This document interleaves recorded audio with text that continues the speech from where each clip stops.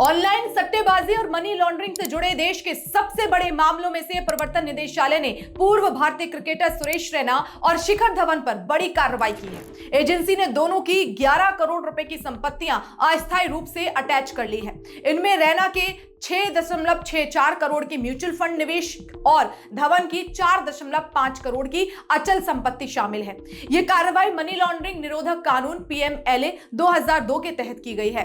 कैसे शुरू हुआ मामला आपको बताते हैं। इस केस की शुरुआत हुई कई राज्यों की पुलिस द्वारा दर्ज एफआईआर से, जिनमें अवैध सट्टेबाजी प्लेटफॉर्म 1xBet और उसके सहयोगी ब्रांड्स 1xBet और स्पोर्टिगल लाइंस के खिलाफ धोखाधड़ी, अवैध लेन देन और ऑनलाइन जुए को बढ़ावा देने के आरोप थे। इन एफआईआर के आधार पर ईडी ने मनी लॉन्ड्रिंग का केस दर्ज कर जांच शुरू की। एजेंसी को शुरुआती जांच में ही करोड़ों रुपए के संदिग्ध ट्रांजैक्शन और फिर विदेशी खातों से जुड़े दस्तावेज मिले। ईडी की जांच में सामने आया कि 1xBet भारत में बिना किसी वैध अनुमति के ऑनलाइन सट्टेबाजी और जुए का कारोबार कर रहा था। यह platform social media, online video और समाचार पोर्टल पर सरोगेट विज्ञापन चलाकर भारतीय यूजर्स को लुभाता था। रकम इकट्ठा करने के लिए हजारों म्यूल अकाउंट्स बनाए गए, जिनमें देश भर के लोगों के नाम पर पैसे जमा किए जाते थे। इन खातों के जरिए रकम विभिन्न पेमेंट गेटवे के माध्यम से विदेशी खातों तक पहुंचाई जाती थी, ताकि पैसे की असली उत्पत्ति छिपाई जा सके।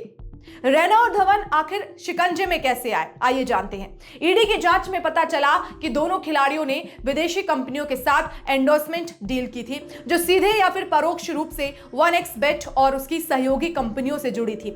इन डील्स के बदले खिलाड़ियों को जो भुगतान किया गया वो विदेशी रास्तों से होकर आया, ताकि ये लगे कि ये वैध प्रमोशनल इनकम है। लेकिन ईडी के मुताबिक ये रकम दरअसल अवैध सट्टेबाजी से कमाए गए पैसे से जुड़ी थी।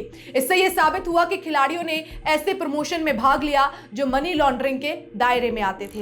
ईडी ने 4 पेमेंट गेटवे पर छापे मारकर 4 करोड़ रुपए से ज्यादा की राशि फ्रीज की है और 60 से ज्यादा बैंक खातों को सील किया है। जांच में अब तक 1000 करोड़ रुपए की मनी ट्रेल सामने आई है। एजेंसी ने कहा कि आगे भी कई बड़े नाम जांच के दायरे में आ सकते हैं। ईडी ने जनता को चेतावनी दी है कि वे किसी भी तरह की ऑनलाइन बेटिंग, संदिग्ध लिंक या फिर स्कीमों से बिल्कुल दूर रहें, क्योंकि ऐसी गतिविधियां न केवल गैर कानूनी है बल्कि देश की आर्थिक सुरक्षा के लिए भी खतरा बन रही हैं।